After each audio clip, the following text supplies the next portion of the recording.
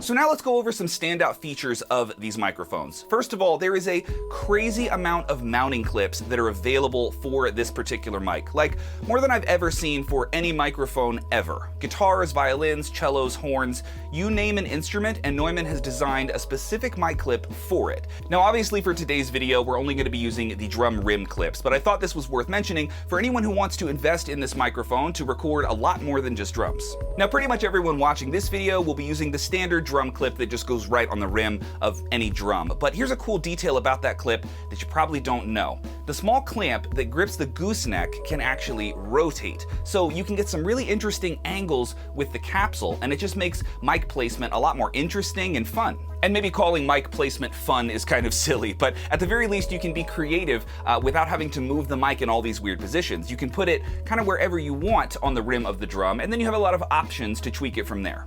Now the MCM114 is a modular system by design. Nearly every component of this mic is removable and replaceable, and while Neumann is insistent that these are not fragile microphones, it is nice to know that you can easily repair the MCM if you were to accidentally break something. On a lot of microphones, especially drum microphones, the most likely component to break is the capsule, but Neumann made sure that this capsule was housed in titanium, so if you whack this microphone with a drumstick, you shouldn't have anything to worry about. Another thing I love about these mics is their SPL rating. These can handle up to 153 decibels, which is unheard of. 150 dB puts you in the range of fireworks, jet engines, industrial power tools. There's no acoustic drum set in the world that's going to clip this microphone. Loud metal snare drums, kick drum batter heads, cymbal bells. You are not going to play anything loud enough on an acoustic drum set that this mic can't handle it. Now let's talk sound, because ultimately, no one is spending $700 on a single close mic if it doesn't sound absolutely phenomenal. So the thing that stuck out for me immediately was the complete picture that these mics capture. Both on toms and snare, it feels like the MCM captures an incredibly wide spectrum of frequencies. I can hear the beefiness in my toms with these mics, and that's already impressive for Birch, which are not known for their warmth, but of course I still get plenty of that snap and attack, all that high end that I also need.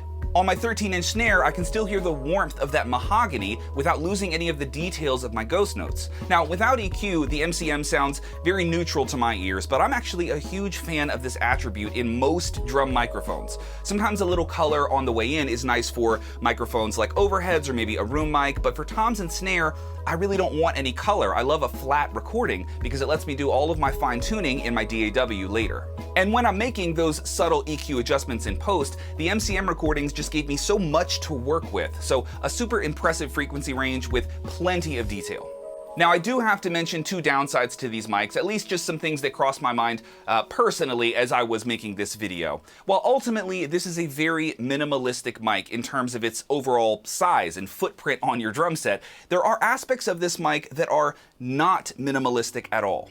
There are a lot of components to this mic: the capsule, the gooseneck, multiple cables, the XLR stage module, and compared to other gooseneck condenser microphones, this can seem a little bit complicated. Now, when it comes to aesthetics, remember, you're not going to see all of the MCM's busyness most of the time. All of these cables and other components can very easily be hidden from sight, but the complexity of this modular design could mean that you spend a little bit more time setting this microphone up, and that would be relevant for people who want to tour with this microphone, and that complexity also means that you could potentially have a higher number of failure points on the microphone itself. Now, with that said, of course I have not personally encountered any failure points on the microphone, but as a general rule, complicated things can be broken easier than things that are constructed or designed or built much more simply. So, just something to keep in mind. The second downside, and this one might be very obvious to a lot of you, is the price. At $700 per microphone, these are going to be out of budget for a lot of drummers. And hey, you know, Ferraris are out of budget for a lot of people who drive cars. I'm not mad that nice things exist or that those nice things can cost a lot of money. But generally speaking, as a drummer who's bought a lot of microphones over the years, tom and snare mics don't really reach this price point very often. So I would love to see Neumann offer these mics in a pack or a bundle at some point down the road, because buying 4 or 5 of these mics individually, it's just going to be too painful for a lot of drummers to pull the trigger. If there was a pack of these microphones, let's just say a pack of 4, somewhere around $1,800, that might be pushing it, but I think a lot of drummers would be all over these in that price range. So I want to close out with a question for you. I'm currently using 1 snare and 4 toms on the kit behind me, but I only have 3 of these mics. So I'm curious, if this were your kit, where exactly would you use these microphones based off what you've heard today? I think I'm leaning towards using 1 on my snare drum and 2 over on my floor toms, but let me know what you think in the comments. Huge shout out to Neumann for sending these to me. They were an absolute blast to work with, and I love the way that they look on my kit. They are absolutely beautiful. Thanks so much for watching, guys. Adam here, the Orlando Drummer, and I will catch you in the next one. Later.